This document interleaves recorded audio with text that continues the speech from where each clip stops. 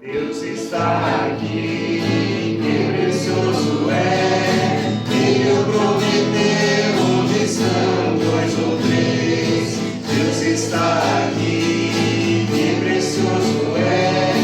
Ele o prometeu assim.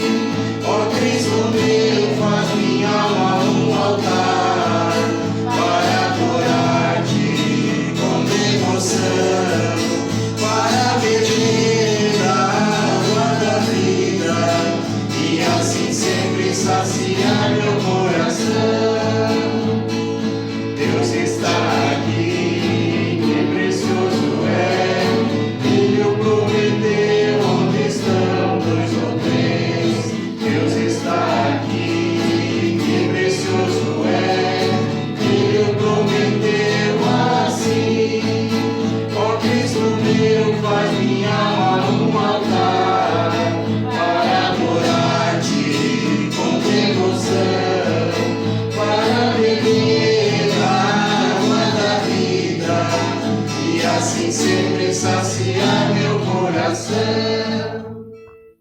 Olá, queridos irmãos, que a graça de nosso Senhor Jesus Cristo, o amor de Deus o Pai e a comunhão do Espírito Santo esteja sobre todos nós. No Salmo 118, os versículos 26 ao 29, dizem o seguinte: Bendito é o que vem em nome do Senhor, da casa do Senhor nós os abençoamos. O Senhor é Deus, e Ele fez resplandecer sobre nós a sua luz. Juntem-se ao cortejo festivo, levando ramos até as pontas do altar. Tu és o meu Deus, graças te darei, ó meu Deus, eu te exaltarei. Deem graças ao Senhor, porque Ele é bom e o seu amor dura para sempre. Irmãos, nós estamos no domingo de Ramos e somos chamados, assim como o salmista convocou as multidões, as pessoas que se dirigiam a Jerusalém, para levarmos ramos até as pontas do altar, para recebermos o Senhor, para lhe fazermos um tapete, uma entrada bonita. Com essas palavras eu saúdo a todos e convido a baixarmos a cabeça para orarmos.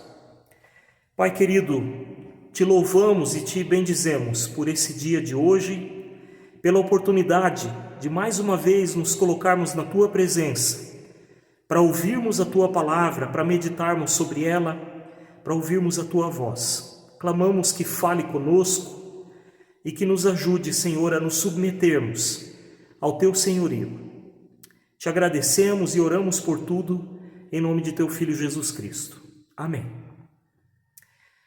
Irmãos, hoje nós queremos falar dessa chegada do rei a Jerusalém e das expectativas que as pessoas tinham do rei, do Messias. Eu convido a lermos do Evangelho de Marcos, capítulo 11, versículos 1 ao 11. Quando se aproximaram de Jerusalém e chegaram a Betfagé e Betânia, perto do Monte das Oliveiras, Jesus enviou 2 dos seus discípulos, dizendo-lhes: Vão ao povoado que estão adiante de vocês. Logo que entrarem, encontrarão um jumentinho amarrado, no qual ninguém jamais montou. Desamarrem-no e tragam-no aqui. Se alguém lhes perguntar por que estão fazendo isso, digam-lhe: o Senhor precisa dele e logo o devolverá. Eles foram e encontraram um jumento na rua, amarrado a um portão.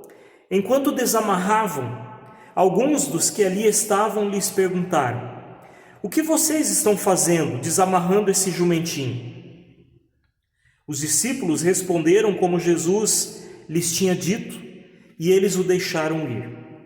Trouxeram o jumentinho a Jesus, puseram sobre ele os seus mantos, e Jesus montou. Muitos estenderam seus mantos pelo caminho, outros espalhavam ramos que haviam cortado nos campos. Os que iam adiante dele e os que o seguiam gritavam: Hosana! Bendito é o que vem em nome do Senhor. Bendito é o reino vindouro de nosso pai Davi. Hosana nas alturas.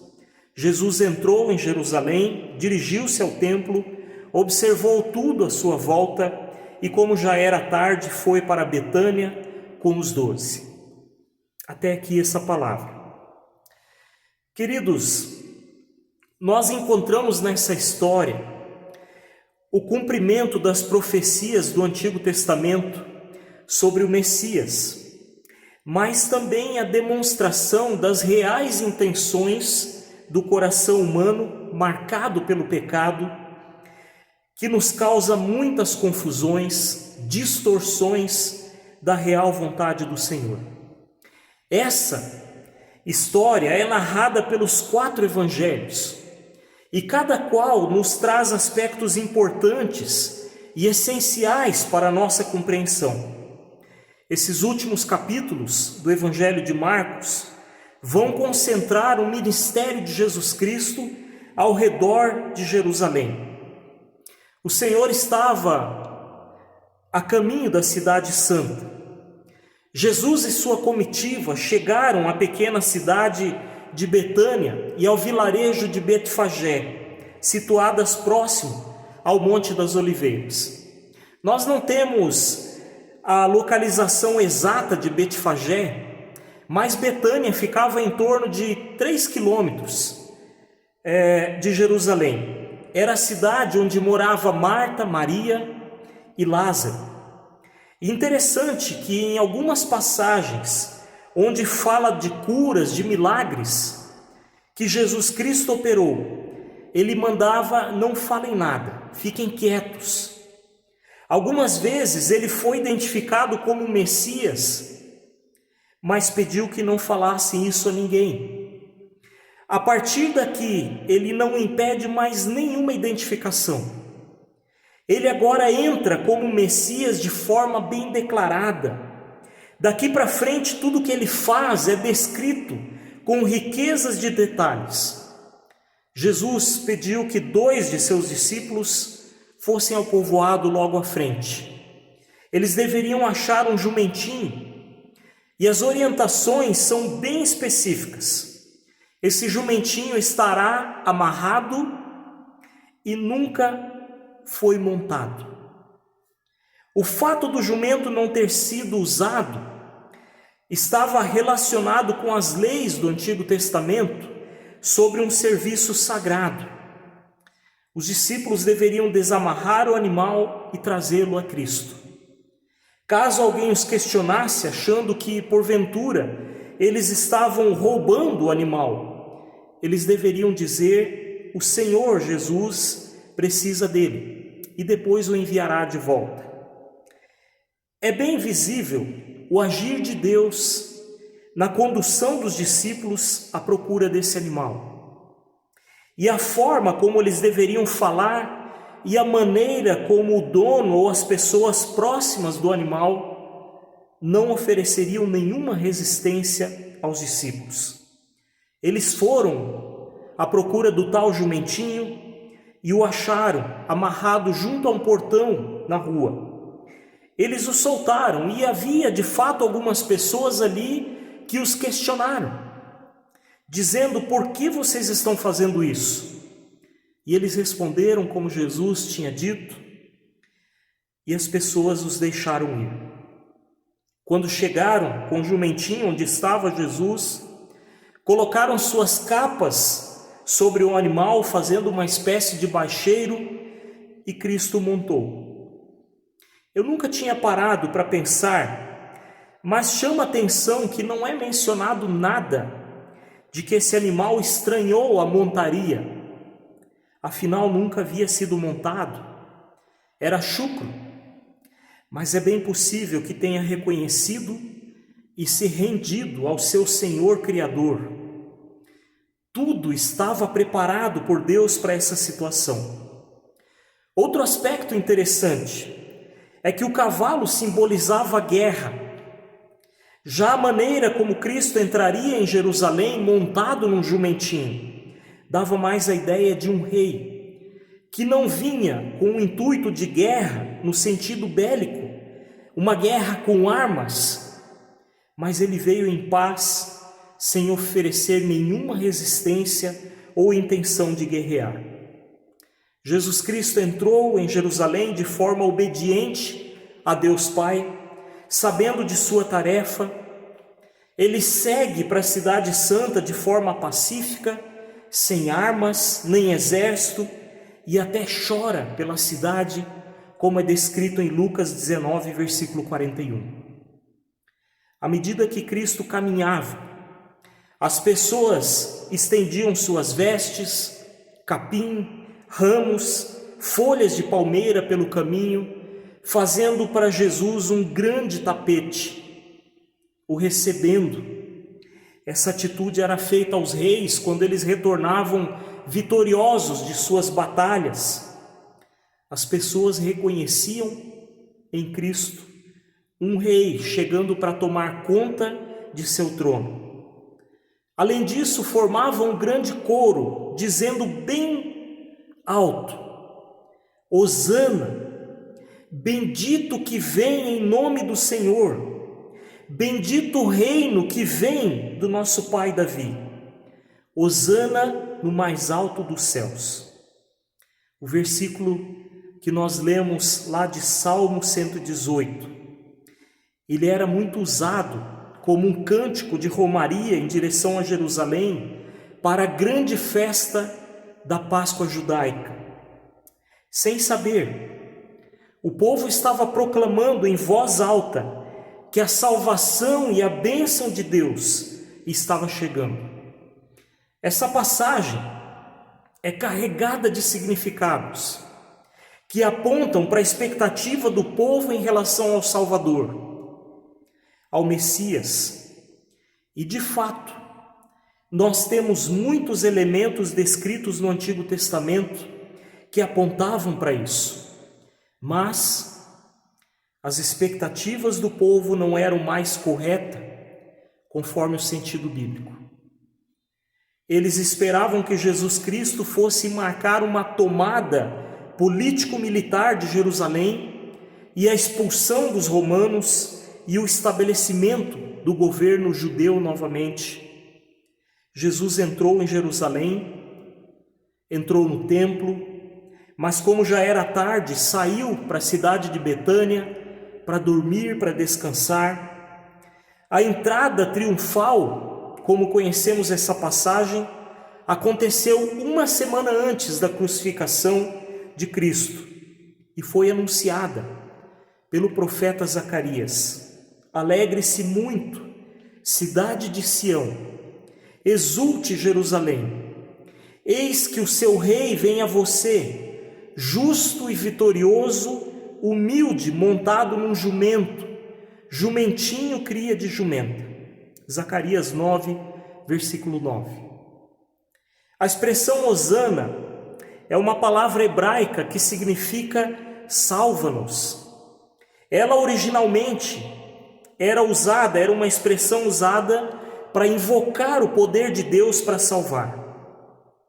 Queridos irmãos, passados mais de 2000 anos desta história, percebemos que em nossos corações, marcados pelo pecado, ainda existe muita confusão sobre o Messias Jesus Cristo.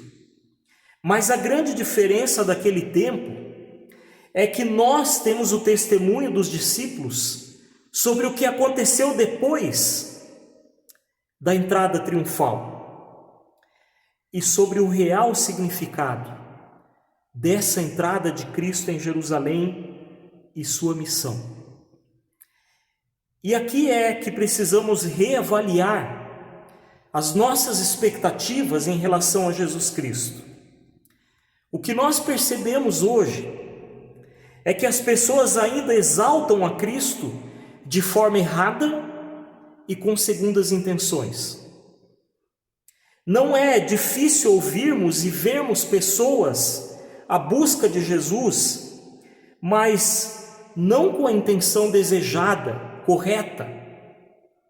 As expectativas, na maioria das vezes, são que Jesus Cristo venha resolver nossos problemas imediatos, como as pessoas da história de hoje queriam e desejavam. Eles queriam ver o reino de Israel restaurado, como na época do rei Davi.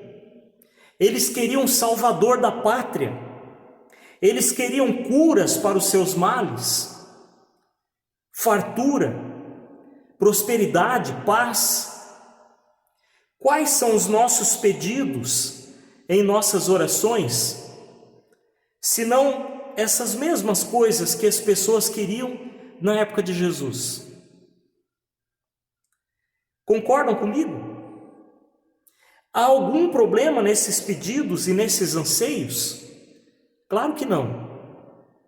Não tem nada de errado em querermos saúde, fartura, prosperidade, paz. Mas quem é que está no centro desses pedidos? Creio que o texto de hoje nos questiona sobre nossas expectativas em relação a Jesus Cristo. O que esperamos dele? E o que ele oferece em primeiro lugar a nós? Ele veio para salvar o que estava perdido. Ele veio para dar a sua vida em resgate de muitos, como se lê claramente em Mateus 20, versículo 28. Ele não veio para satisfazer os nossos desejos, mas para satisfazer a vontade do Pai. Ele veio nos ensinar a desejarmos e praticarmos a vontade do Pai. Por isso é importante que nós reavaliemos as nossas expectativas. Caso contrário, iremos nos decepcionar com Cristo, assim como aquelas pessoas se decepcionaram num primeiro momento. Tendo conhecimento sobre os fatos que aconteceram depois dessa história, nós somos chamados a orarmos, a clamarmos pela salvação de nossas vidas e de todas as pessoas. Precisamos orar para que o reino de Deus venha e restaure esse mundo manchado pelo pecado. Precisamos orar para que Cristo reine em nossas vidas. Sendo assim, queridos, preparemos os caminhos para o Senhor. Abramos os nossos corações para que Ele entre e reine sobre nossas vontades e desejos. Que assim seja e que a paz de Cristo permaneça sobre cada um de nós. Amém.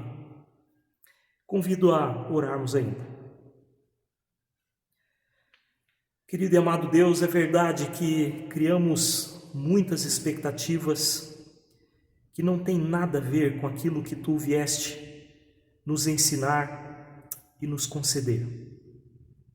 Somos egoístas, estamos preocupados com as coisas do agora e nos esquecemos daquilo que Tu prometeste para nós na eternidade. Perdoa-nos por isso e ajuda-nos, Senhor, a vivermos para Ti, sob o Teu senhorio, sob a Tua graça, confiando no Teu poder e na Tua misericórdia, confiando que Tu estás no controle de tudo, que conduz todas as coisas para onde Tu queres.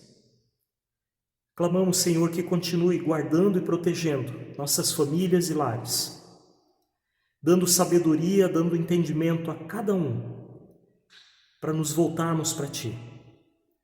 Guarde e proteja, Senhor, a Tua igreja. Reavive a Tua igreja. Restaure a comunhão contigo. Dá com que saibamos dar testemunho da Tua palavra, apontando somente para Teu Filho Jesus Cristo, o nosso Rei, o nosso Messias. Guarde e proteja, Senhor, as pessoas que estão enfermas, acamadas, abatidas. Lembramos de forma especial da Rosália, da Cristiane, também da Iraci. Cuida, Senhor, do seu Sadi, da Dona Márcia, da Dona Rita. Que a Tua bondosa mão esteja restaurando a saúde deles e os fortalecendo, os curando. para que eles estejam de pé, te louvando e te engrandecendo. Cuida, Senhor, de todos nós nessa semana. Ajuda-nos a meditarmos na Tua palavra, na Tua bondade, na Tua misericórdia apresentada na cruz, sob Teu Filho Jesus Cristo. Oramos e agradecemos por tudo e aquilo que não conseguimos lembrar, com as nossas palavras incluímos na oração que Tu nos ensinou. Pai nosso que estás no céu, santificado seja o Teu nome. Venha o Teu reino, seja feita a Tua vontade, assim na terra como no céu. O pão nosso de cada dia nos dá hoje, perdoa-nos as nossas dívidas, assim como nós também perdoamos aos nossos devedores, e não nos deixes cair em tentação, mas livra-nos do mal, pois Teu é o reino, o poder e a glória para sempre. Amém. Que a bênção do Deus Pai, Filho e Espírito Santo permaneça sobre vós. Amém. Hosana Rei, Hosana Ra, Hosana Rei, Hosana Rei, Hosana Ra, Hosana Rei, Hosana Ra, Hosana Rei, Hosana Rei, Hosana Ra. Ele é o Santo, é o Filho de Maria, é o Deus de Israel, é o Filho de Davi. Hosana Rei, Hosana Ra, Hosana Rei, Hosana Rei, Hosana Ra, Hosana Rei, Hosana Ra, Hosana Rei, Hosana Rei, Hosana Ra. Vamos a Ele com as flores dos trigais, com os ramos de oliveira, com alegria e muita paz. Hosana Rei, Hosana Ra, Hosana Rei, Hosana Rei, Hosana Ra, Hosana Rei, Hosana Ra, Hosana Rei, Hosana Rei, Hosana Ra. Ele é o Cristo, é o unificador, é Hosana nas alturas, é Hosana no amor. Hosana Rei, Hosana Ra, Hosana Rei, Hosana Rei, Hosana Ra, Hosana Rei, Hosana Ra, Hosana Rei, Hosana Rei, Hosana Ra. Ele é a alegria, é a razão do meu viver, é a vida dos meus dias, é o amparo do sofrer. Hosana Rei, Hosana Ra, Hosana Rei,